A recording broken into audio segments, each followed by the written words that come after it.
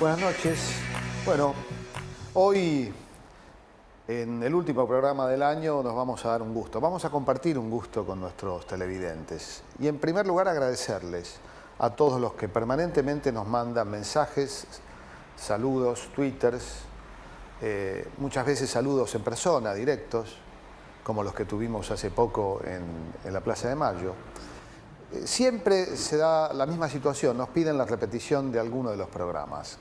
Yo diría que cada uno de los televidentes tiene su programa predilecto y bueno, nos resulta imposible satisfacerlos a todos. Por eso en este último programa del año hemos decidido hacer un compilado de los mejores momentos de Puerto Cultura. Vamos a revisitar esos instantes siendo fieles a esta simple premisa en la que confió, y lo agradecemos, el Canal 9, de compartir con ustedes en un horario tarde de la noche, pero un horario también que invita a la reflexión, a la tranquilidad, a la profundidad, al abordaje de las ideas, de las vivencias, de las historias de vida. Bueno, fragmentos de todos esos momentos de Puerto Cultura del año van a estar hoy aquí con nosotros, con ustedes.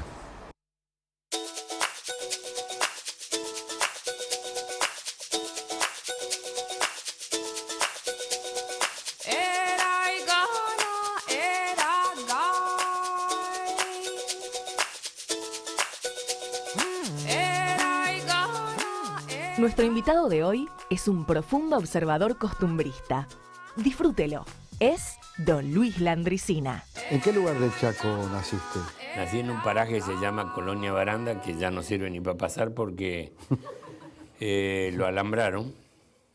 Y en ese pueblo, en un paraje cerca de ese pueblo, ahí tenía la chacra mi padre, ahí nazco yo.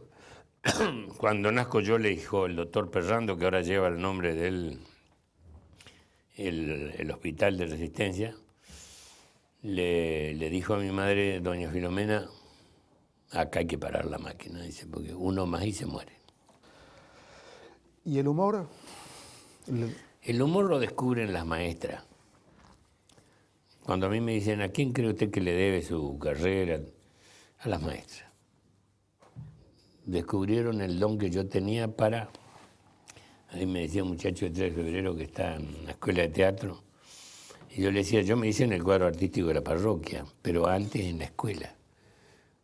Yo tenía capacidad para enfrentar el peor público que vas a tener en tu vida, que son tus compañeros de grado. Claro. Yo me paraba y decía un verso como si había nacido para eso. Las maestras que te hacían interpretar papeles patrióticos. De todo. Entonces, a la del año que viene, le decían, a Luisito usarlo para los versos, para cualquier cosa.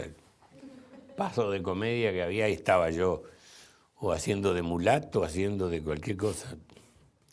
Y en 4º grado, un maestro correntino, Luis Bestar,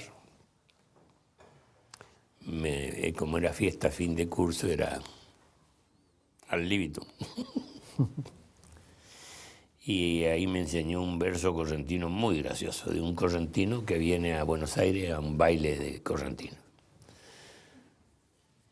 Y yo era el crédito de él. Y yo me acuerdo que estaba así, estaba el escenario, una escuela de Campo Largo, un pueblo muy chico. El único acontecimiento social era la fiesta de fin de curso. El jefe de la estación dejaba al cambista a cargo para venir con la familia, pues tenía hijos o nietos ahí. El comisario también dejaba un preso a cargo de la cosa y venía. Toda la gente allá en el patio. Las aulas eran una detrás de otra, así como cachetada de loco. Y un alero agarrando todas las aulas. Debajo de ese alero y con un aula detrás, el escenario. Tablones arriba de unos tambores. Y salíamos de camarines, era el aula. Yo salgo, me acuerdo, y lo veo a mi maestro ahí como diciendo... Y entro a recitar y era muy gracioso y la gente se reía mucho y en la mitad me olvidó. Le vi la cara de desesperación a ese maestro como si estaba cayendo un aerolito derecho para nosotros. Y por primera vez improvisé y seguí y recuperé el verso y después me sacó en andas, ¿no? Qué bueno. Pero ahí diríamos que en esa escuela me consagró ese verso. El público más difícil, sí. Claro, porque no estaban los compañeros, no estaban los del pueblo. Ah. La gente tiene un preconcepto del que quiere ser artista. Aprendí con el tiempo que cuando uno decide subir al escenario, lo que uno vaya a hacer tiene que tener un mensaje estético. Si no, no hay que subirse al escenario. Y también aprendí con el tiempo, no enseguida, que el único mensaje estético del humor es el buen gusto. Entonces nunca me permití ser vulgar. Tenés un oído formidable, porque no es fácil captar los acentos, la multiplicidad de Un acentos. día me dijo un homenaje a mí, el del violín, Sisto Palavecino. Doncito Palavecino. Don Luis, usted cuando hace el santiagueño habla mejor que nosotros.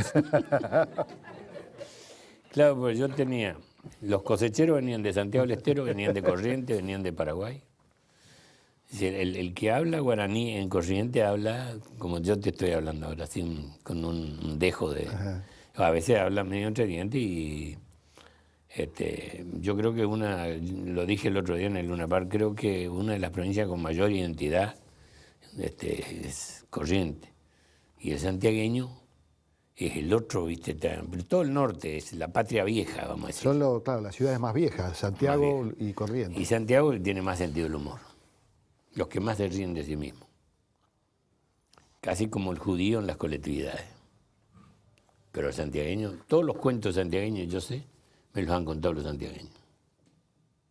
¿Te acordás alguno? Te voy a contar el que me ha contado hace muchos años, que yo lo grabé hace muchos años, en homenaje al conjunto que tendría que estar en el libro Guinness, digo yo, que es los hermanos Ábalos, Vitillo, o Machingo, no me acuerdo, Vitillo creo que era, no, Machingo. Dice que una mujer le decía al marido, Esteban,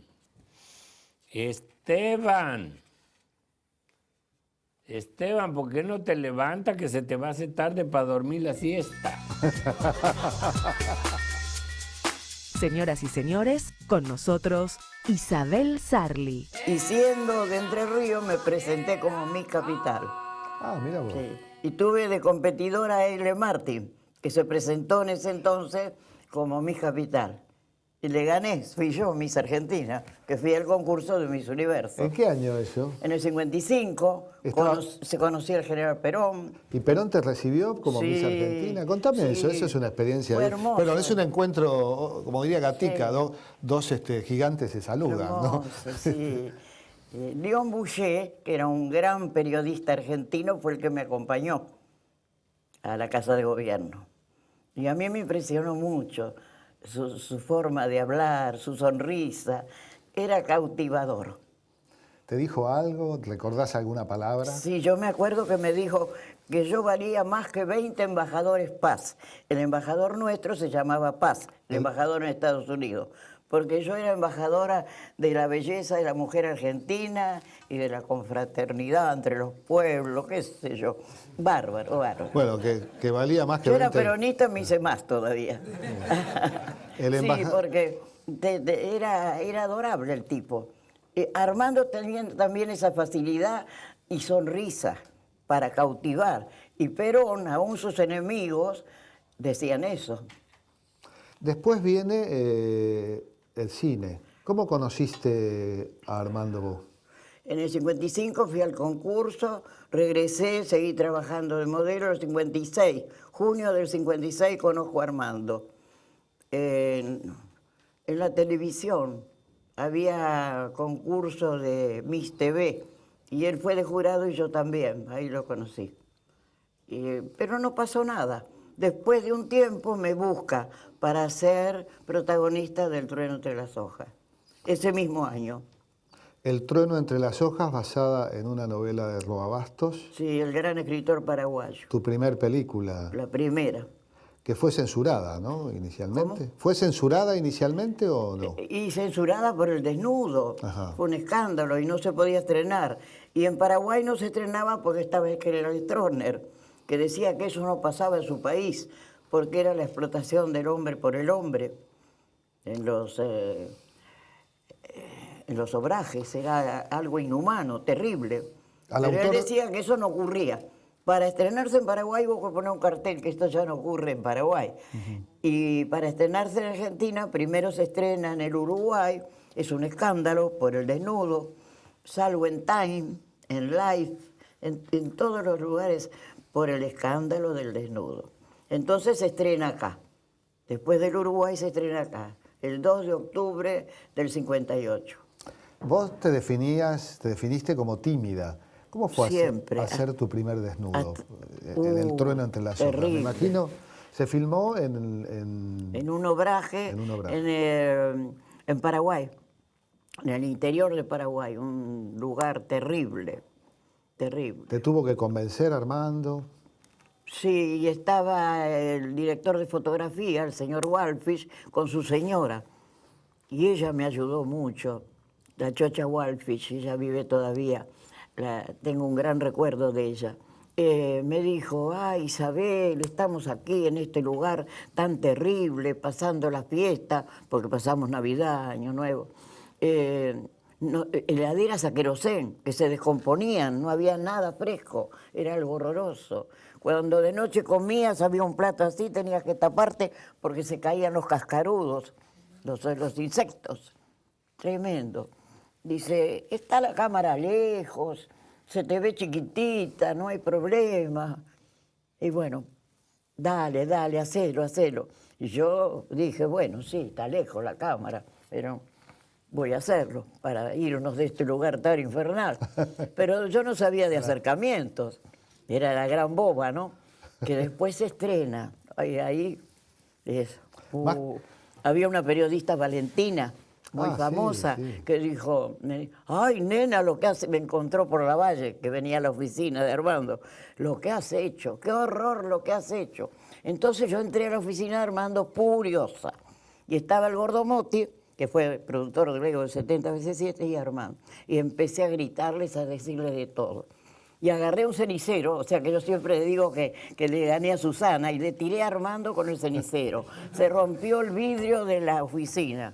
Y dijo el gordote, vámonos al café hasta que esta loca de mierda se le pase. Perdón la palabra. Las escenas con otros hombres. Tengo entendido que Armando era bastante celoso, además. ¿Cómo Sí. hacían esas escenas donde Tuve estaba? siempre compañeros muy respetuosos, besos, esquivaba, ¿no? Besos, yo besé en 70 veces 7 a Raval, un momentito nada más. Que Armando después tenía unos celos bárbaros con Raval, no quería saber de nada. Paco Raval, Sí. gran actor. Un gran actor. Y yo le di un beso a Julio Alemán, que fue un gran actor mexicano que murió hace muy poquito, hace poquitos meses. Y estábamos en las ruinas de Chichén Itzá, en Yucatán, filmando. Y Armando dice, bueno, mira, Coca, ahora en el primer plano a este mexicano le das el beso, así terminamos esta película y nos vamos de una vez. Me dijo, porque él siempre estaba... Bueno, le doy el beso a Julio. Pero Julio se quería hacer el galán con todas las actrices. Se hacía el enamorado de la de turno, ¿no? Y pasaba eso conmigo. Y como yo no le daba bolilla, ¿qué querés? Bueno, entonces cuando viene el total, con un lente 28, que es un total, no sé ahora cómo serán las cosas, ahora todo cambió. Un plano general, digamos. Del gran paisaje, el tipo me mete la lengua en la boca y yo le doy una cachetada. Zápate. Y el equipo mexicano en contra de la extranjera. Pararon la filmación. Un lío. Ah. Bueno, tenemos una pregunta. Hola Isabel, mi nombre es Verónica Rudd, soy de la Escuela de Actuación de la Odisea y te quería preguntar, dado que vos tuviste muchas filmaciones en el agua, en los yuyos, en lugares medios adversos, si tenés alguna anécdota de algún percance gracioso que nos puedas contar. Bueno, las escenas, he pasado mucho frío en algunas. Por ejemplo, en el sur, unos fríos tremendos que cuando me sacaban del agua no me podían abrir la boca para ponerme coramina y hacerme reaccionar.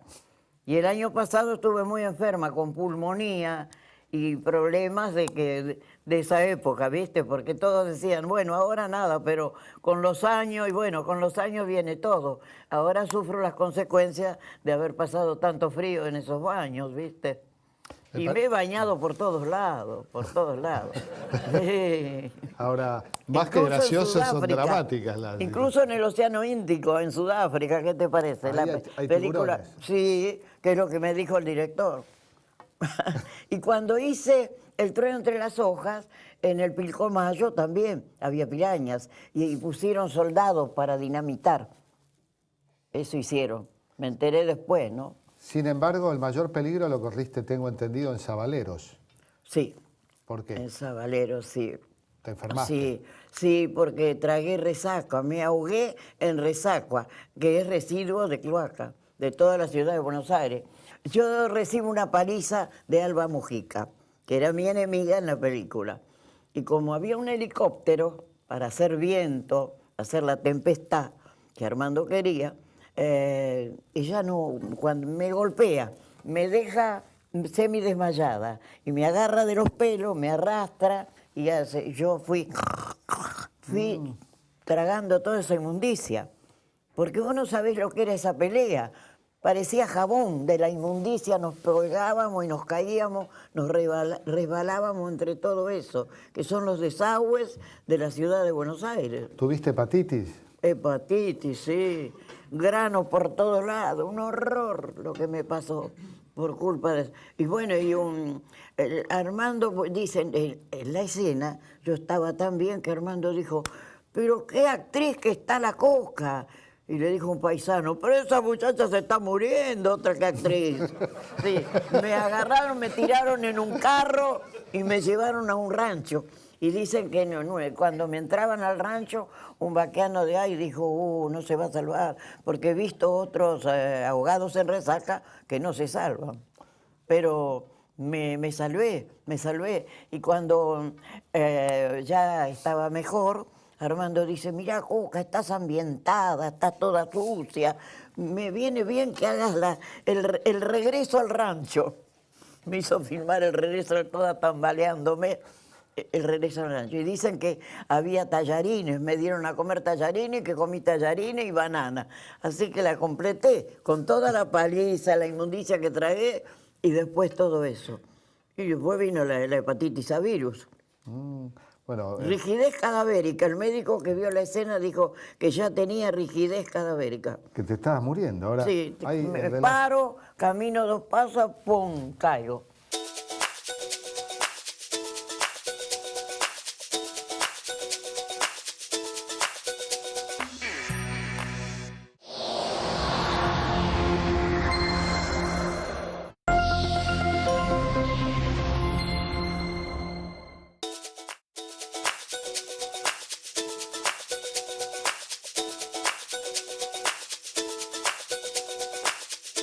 Señoras y señores, con nosotros, Ernesto Jaureche.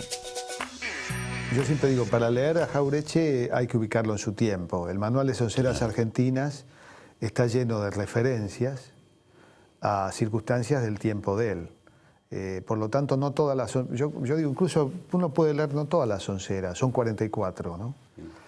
Ahora, me interesa ver qué pasaba. Vos en los 70 eras un joven y tu tío era ya un referente ineludible del pensamiento nacional. ¿Cómo era la relación? Porque hubo también zonas de conflicto, ¿no? De diferencia de criterios, En realidad, metodológicos. nosotros iniciamos la militancia después del golpe del 55, después de la fusiladora. Hubo muchas vertientes de la juventud peronista, pero todas esas vertientes de la juventud peronista que después dieron hija a la gloriosa, digamos, tenían en esa etapa una caracterización igual. Éramos todos intuitivos, éramos peronistas porque nuestros papás eran peronistas, o porque nos habían contado que la época peronista era buena, o porque la habíamos vivido, como en mi caso. Y yo, para mí, golpe de Estado del 76 fue el fin de la felicidad, digo, del 55 fue el fin de la felicidad. Yo pertenecía a lo que Perón llamaba los privilegiados. Los únicos privilegiados son los niños. Los niños, yo pertenecía a eso, iba a la UES, tenía deportes gratis, estudiaba lo que quería. Por supuesto, en esa época hacíamos la escuela técnica. Yo después me recibí de técnico mecánico y quedé trabajando en la industria.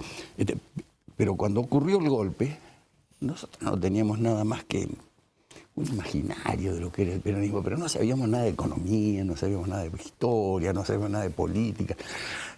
Y de pronto aparece un señor, Jauretche, que escribe un primer libro, que era la respuesta además a un intento de reforma militar, que se llamaba Ejército y Política.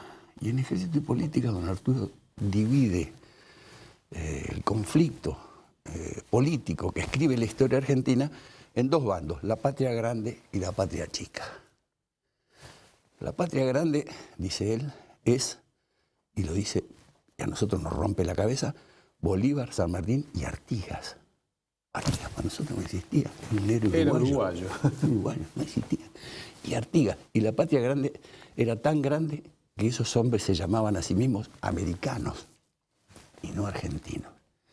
La patria chica es el desembarco extranjero. Es la ruptura con la tradición, con la historia, con el pasado, ¿no? Define, de pronto, caramba, esto nos permite pensar el presente. No solamente, no está diciendo algo histórico, está diciendo algo histórico que nos permite pensar el presente. ¿Dónde están los de la patria grande? Los de la patria chica. Y ahí empezamos a tener un poco de conciencia de lo importante que era la historia. Sigue él produciendo algunos materiales, particularmente económicos, donde define una economía nacional como un mercado interno, con control de la finanza, de la moneda. Vos te referís al plan previsto, retorno al coloniaje. Y estamos hablando en los primeros años de la resistencia peronista, de la primera resistencia peronista. Y escribe entonces Los profetas del odio. Mirá qué título terrible, Los profetas del odio, un título terrible donde está acusando de que están profetizando la violencia, todo lo que vino después. ¿No? Es como visionario, el viejo era visionario. Viejo, nosotros decíamos viejo en esa época, ¿no? Si tenía 30 años más que yo. Era más joven de lo que vos sos ahora. Por supuesto. Tal cual. Y yo. Que yo. Y ahí hace... Él era, vamos a aclararlo, nació precisamente un 13 de noviembre de 1901. El mismo año, si no me equivoco, que nació Discépolo también, ¿no? Sí. Discépolo también. Claro. Roberto Art también. También. Sí. ¿Qué año? El primer año del siglo XX. Así es. Seguí, perdón. Ahí Arturo hace un análisis ideológico del conflicto. Si antes hice un análisis histórico y material de las formas del conflicto, de las guerras civiles, de las batallas y todo lo demás, en la patria chica y la patria grande, aquí se introduce dentro de lo que piensan los actores del conflicto. Y encuentra que el origen de todo está en esa famosa dicotomía que plantea Sarmiento en su Facundo, civilización o barbarie. Y dice algo que a nosotros nos rompe la cabeza como militantes. Yo te digo cómo lo vivíamos a mi tío, nosotros como militantes.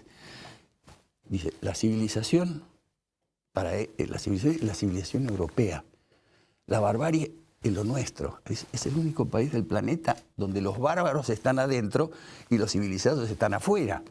Entonces hubo una guerra entre la civilización y la barbarie que significó el genocidio del gaucho, el genocidio del criollo, el genocidio del indio, el genocidio de lo propio para poder instalar lo ajeno, y por eso vinieron por millares los inmigrantes. Igual se equivocaron, los inmigrantes se nacionalizaron, pero además trajeron otras ideas. A los más pobres.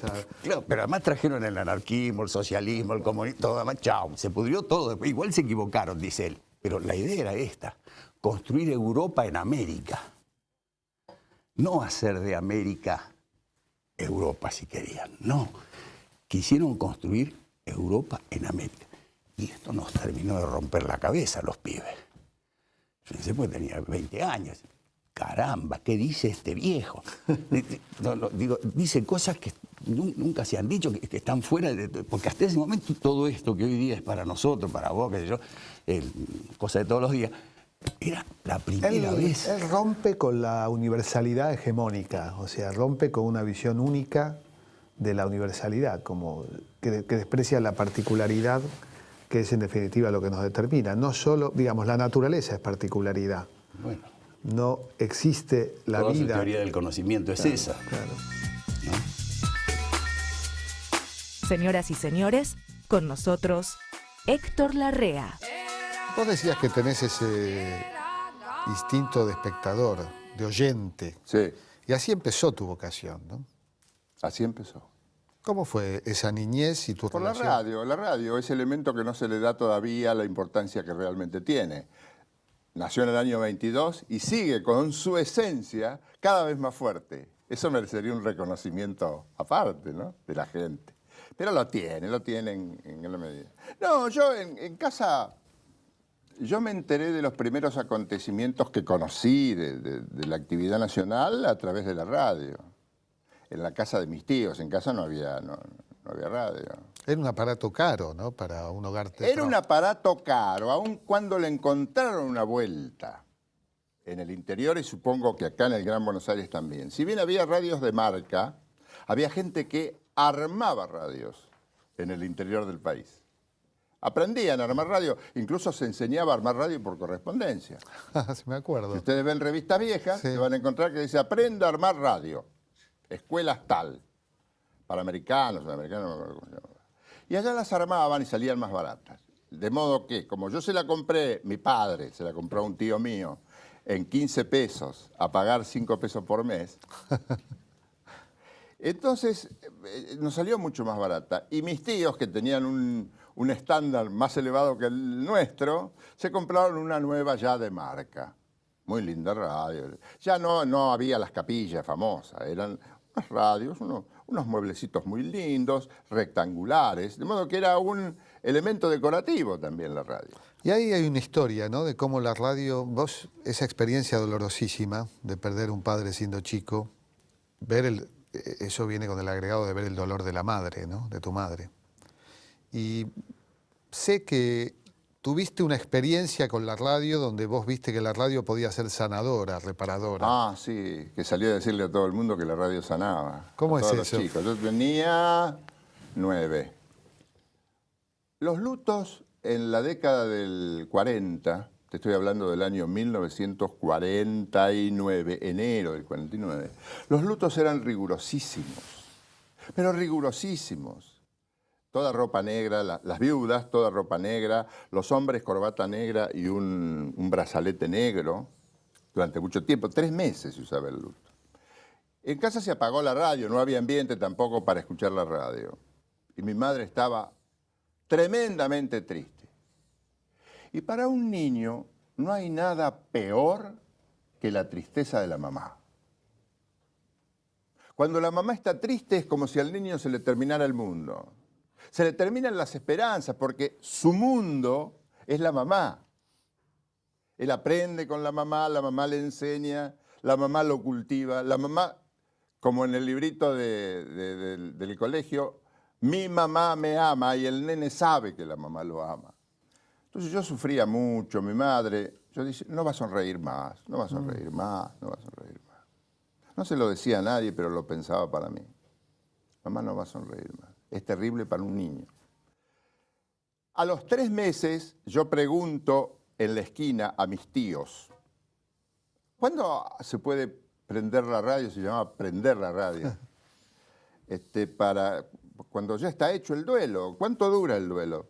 3 meses, ya se cumplen los 3 meses. Decirle a tu mamá que si a vos te gusta tanto la radio, que ponga la radio. Bueno, mi madre remoloneó un poquito. Dijo, oh, ¿te parece radio en esta casa, música en esta casa? Bueno, ponela.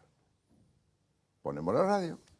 Yo estaba adelante y ella atrás. Eso no me olvidaré nunca porque fue muy importante para mí. Y ponemos una audición de Radio El Mundo que se llamaba El Relámpago, que conducía un animador muy importante por aquel entonces, Jaime Font Saravia. Ah, me acuerdo. Gran animador. Gran animador. A quien después conocí, tiene 2 chicos locutores, muy buenos locutores. Ricardo murió hace tiempo. Jaime está con nosotros, felizmente. Escucho el relámpago y hay un chiste que eso sí, no me acuerdo. ¿De qué se trataba? La miro a mi mamá y mi mamá estaba sonriendo. Que yo creí que no sonreía más. Jorge, yo creí que no sonreía más. Y entonces salí a contarle a los chicos que la radio era sanadora. Que pusieran la radio, que se curaban de cualquier cosa. Y se reían, ¿no? Me festejaban. Ellos creían que era una broma, pero yo lo pensaba en serio. ¿Cuáles fueron tus primeros pasos profesionales en la radio?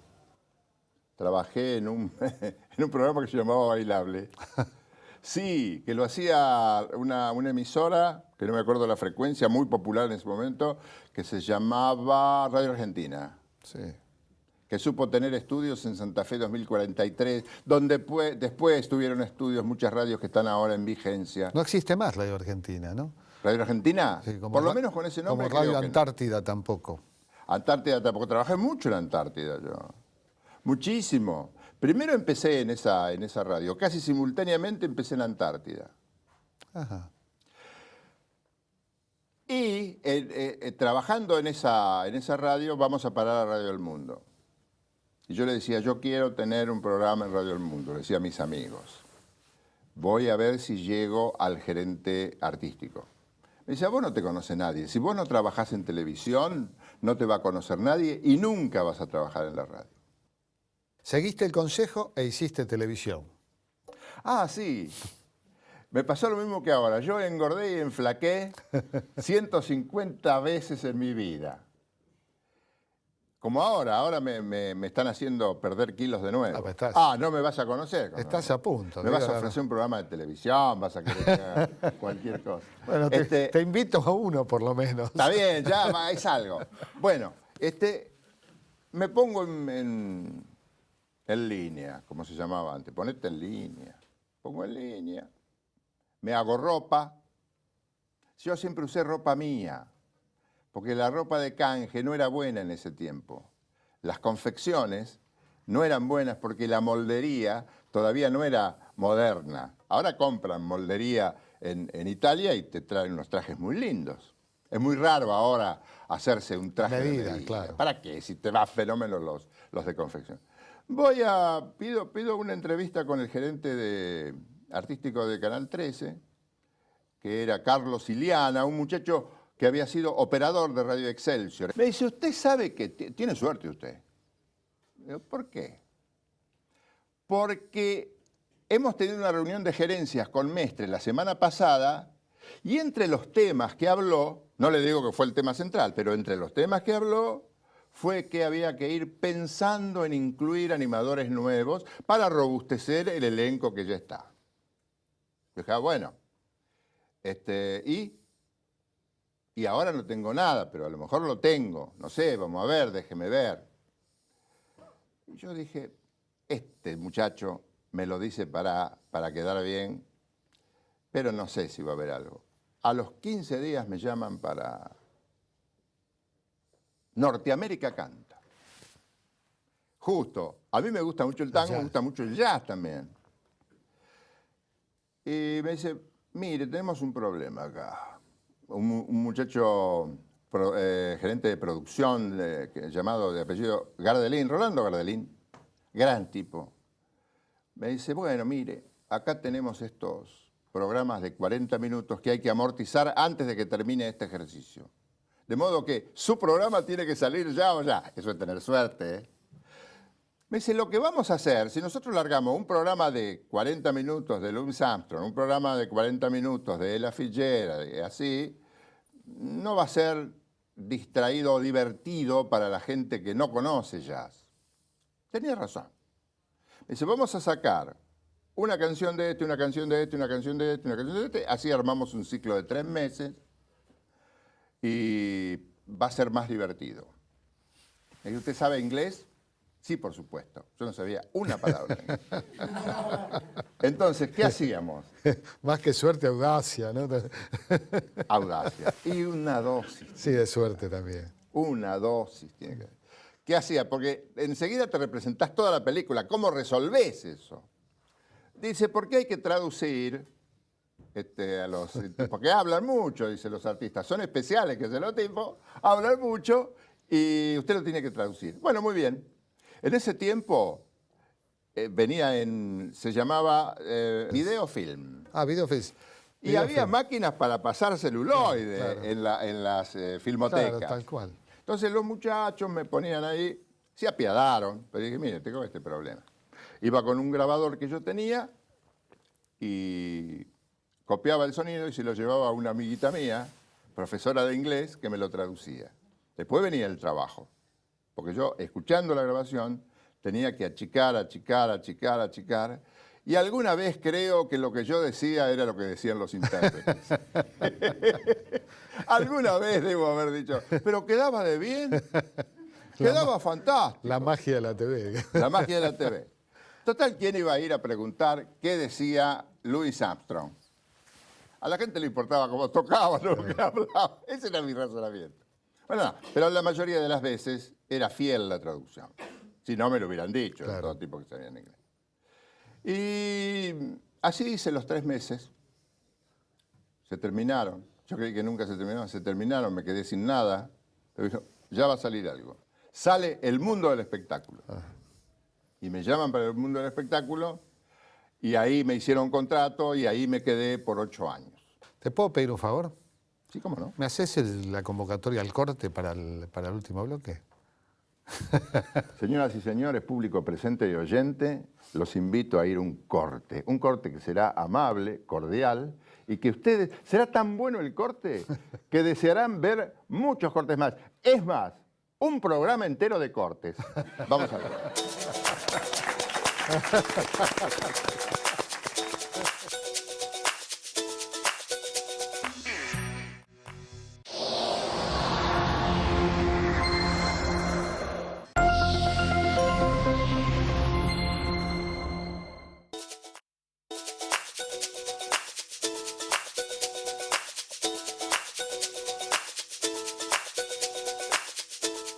Señoras y señores, con nosotros, Tati Almeida. Bueno, lógicamente después pasa lo de Alejandro en un gobierno peronista, Isabel Perón, por supuesto la parte facha del peronismo, cosa de que para mí eran todos iguales, Claro. ¿no? Eran directamente los peronistas los culpables, ¿no? Tu hijo desaparece en junio de 1975. Exactamente. Yo tengo 3 hijos, Jorge, Alejandro y María Fabiana. El segundo de mis hijos, Alejandro, que tenía 20 años, estaba cursando, primer año de medicina, trabajaba en el Instituto Geográfico Militar, el director Santiago Marriveros, y era un militante político, cosa que yo no sabía. No tenías noticias de eso. Nada. Alejandro nos guardaba, me cuidaba, nos cuidaba. Yo no sabía absolutamente nada de su militancia, ¿no? Pero Alejandro, como los 30.000, lo desaparecen, no, ni por estúpidos ni por perejiles, ¿no? Sino por un compromiso político-social, ¿no? ¿Dónde militaba él? En el ERP, cosa que me entero después, Jorge. Ya te digo, yo ignoraba totalmente todo. Alejandro tantas veces me abrazaba y me decía, esta gorilita de mierda, sin embargo la quiero, me decía. Y yo no entendía, ¿viste? Yo sabía que era gorila antiperonista. Claro.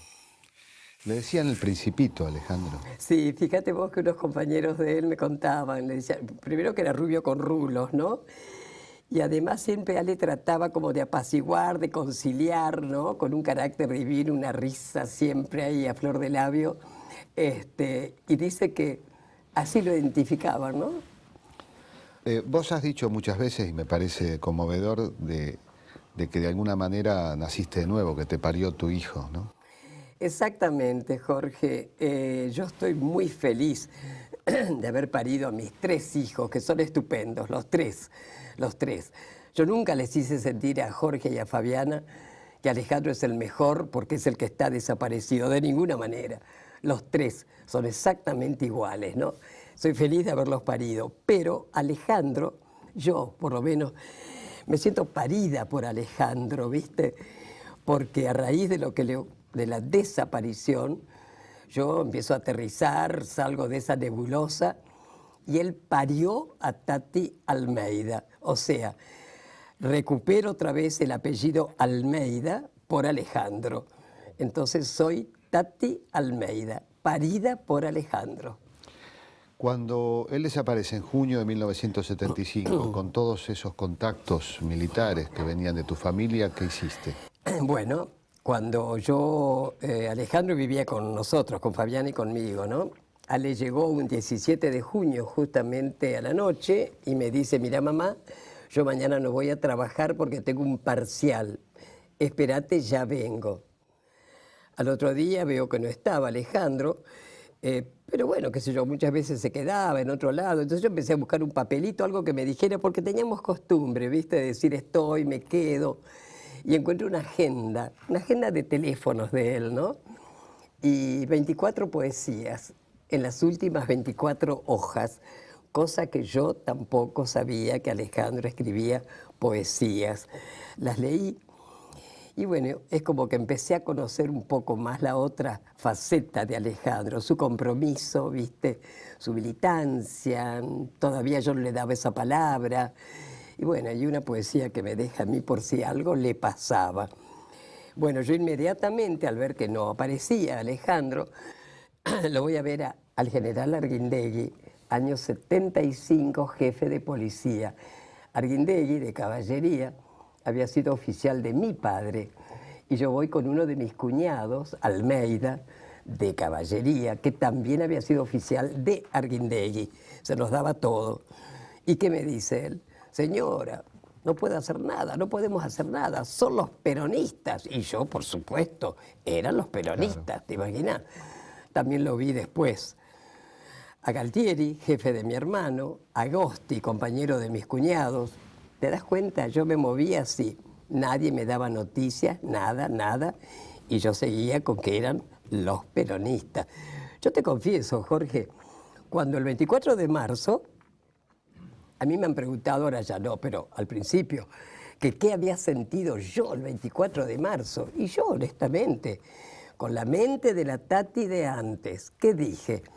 Al fin se van estos negros de mierda y vienen mis conocidos. Y yo lo voy a recuperar a Alejandro.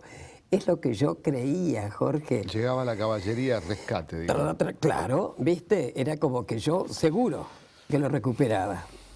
No me sirvió de nada. Claro, viviste un proceso de descubrimiento y de pérdida al mismo tiempo, ¿no? Porque Totalmente. Descubriste a tu verdadero hijo, descubriste sus poemas y fuiste descubriendo también las circunstancias y hechos que en definitiva determinarían su desaparición. Claro, Jorge, yo empecé a darme cuenta que primero todos esos conocidos que yo conocía socialmente, que no podía pensar que fueran genocidas, yo no podía, no me entraba en mi cabeza que todas esas que yo los conocía, ¿viste? Estaban haciendo lo que ya se estaba haciendo. Hablemos que era el gobierno, retrocedamos, 75, Isabel Perón, López Rega, Luder, Rucauf y todo ese staff, todos a sabienda de lo que ya había empezado el terrorismo desde el Estado. Un Estado constitucional, desde ya, Isabel. Bien, todo eso, ya te digo, yo lo fui como después elaborando y después me doy cuenta de los conocidos y empecé a aterrizar, Jorge. Me di vuelta así. Yo me acuerdo que a María de Lagarde de Antocolets, la madre para mí con mayúscula, yo cuando me acerqué con Fabián a la casa de las madres, que me costó, Jorge, me costó, porque yo decía, van a creer que soy una espía con el currículum que tengo. ¿En qué año te acercaste? Mira, tipo 82, 82. Yo me enteré que había un grupo de mujeres que iban a la plaza, pero yo decía, ¿quiénes serán? Cuando más o menos me decido, voy a la plaza con el que era en ese momento mi yerno, Por primera vez voy a la plaza, eran las 3:15 y no había nadie, a las 1:30 no sé de dónde salieron, impresionante. Luego me acerco a Casa de Madres, en la calle Uruguay, voy con Fabiana, al entrar veo fotitos en toda la pared. Entonces María Adela me atiende y lo único que se preguntaba era ¿a quién te falta a vos? Entonces yo ahí le conté. Después, tratándola más, yo le decía, yo fui una estúpida toda mi vida. Y me decía, no, mijita, no digas eso. A vos te tocó vivir tu vida, tu entorno. Al contrario, vaya, si tenés valor de haberte dado vuelta así y dejar atrás tanta gente. Bueno, es una experiencia dolorosa pero necesaria a la que estás acostumbrada, porque esta socialización de tu experiencia de tu vida es parte de tu compromiso, ¿no? Totalmente, Jorge. Bueno, yo lo mejor que pude hacer es acercarme y empezar a compartir con las madres alegrías, lucha, tristeza, todo, ¿viste? Yo creo que cuando me decidí es como que yo siento que puse la pata en el acelerador y adelante, a recuperar, ¿no? Me gustaría que cuentes la historia del pañuelo, que es algo, bueno, que identifica a las madres. Cuando recién comentábamos que esto fue un golpe cívico-militar, los militares tuvimos muchísimos cómplices, ¿no? Empresarios, médicos, jueces y sobre todo la jerarquía eclesiástica. Yo soy católica, pero que le caiga el sayo a quien le caiga. La complicidad de la jerarquía, no obstante hay que recordar que tenemos a Angelelli, monja francesa, Ponce de León, en fin. Palotinos, ¿no es cierto? El padre Mujica, en fin, muchísimos, porque eran los que practicaban la verdadera religión, como decía Monseñor Angelelli, con una oreja en el pueblo y la otra en el Evangelio. Pero la jerarquía eclesiástica jamás recibió a las madres, jamás, nunca. Todos los años, por octubre, se hace una gran procesión a Luján, que queda 70 kilómetros de acá, donde está la Basílica de Luján y la Virgen de Luján, que es la patrona de Buenos Aires. Entonces van miles de personas a pie, en auto, y va la jerarquía eclesiástica.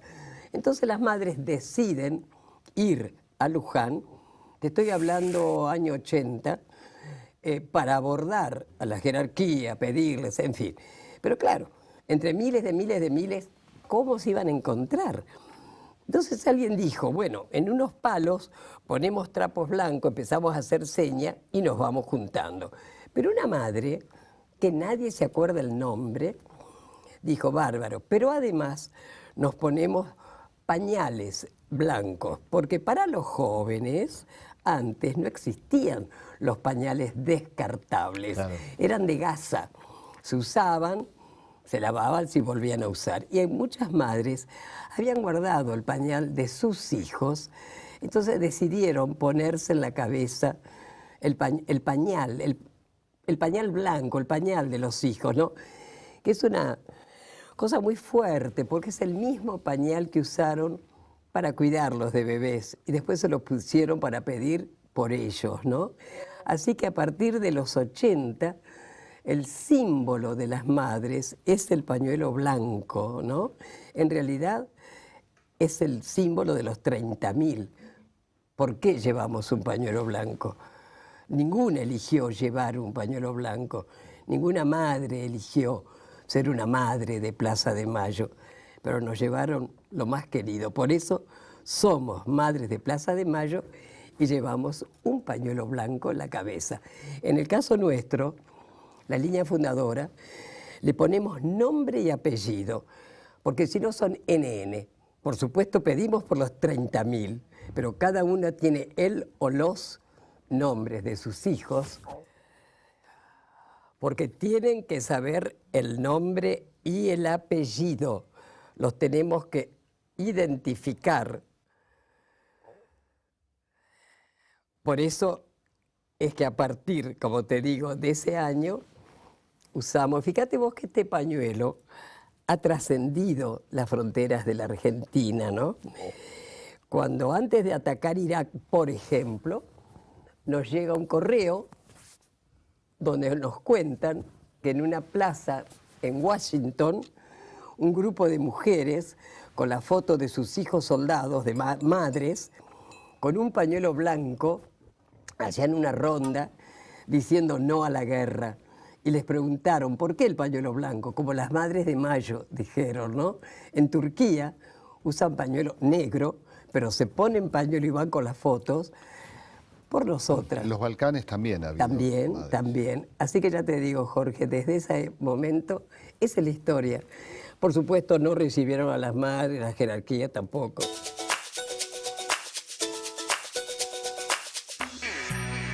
Una sola palabra sintetiza lo que siento. Gracias. Gracias a quienes compartieron en Puerto Cultura como invitados ese momento intenso.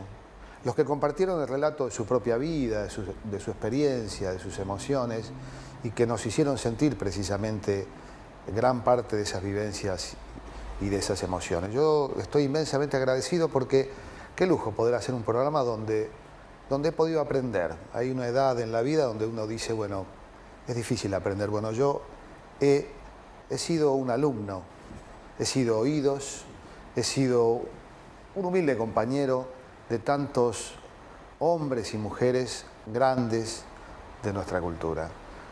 Yo estoy inmensamente agradecido y también agradecido, como dijera al principio, del acompañamiento de todos ustedes que han tenido la paciencia de esperar este horario, un poco tarde, pero también, como decíamos, un horario que permite la reflexión, que permite, diría, otra televisión, una televisión que reemplaza el frenesí con la profundidad, la intensidad y esto que yo subrayaba antes, el aprendizaje, historias de vida.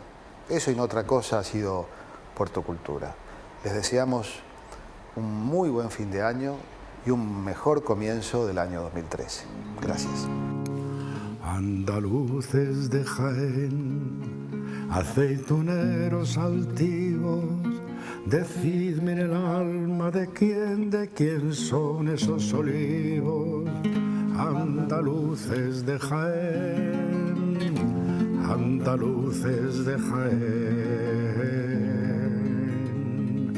No los levanto la nada, ni el dinero ni el señor, sino la tierra callada, el trabajo y el sudor, unidos al agua pura y a los planetas unidos. Los tres dieron la hermosura de los troncos retorcidos, andaluces de Jaén. Andaluces de Jaén, aceituneros altivos, decidme en el alma de quién son esos olivos. Andaluces de Jaén, andaluces de Jaén. Cuántos siglos de aceituna, los pies y las manos presos, sola, sol y luna, luna, pesan sobre vuestros huesos. Jaén, levántate brava sobre tus piedras lunares, no vayas a ser esclava con todos tus olivares, andaluces de Jaén. Andaluces de Jaén, aceituneros altivos, decidme en el alma de quién son esos olivos. Andaluces de Jaén, andaluces de Jaén.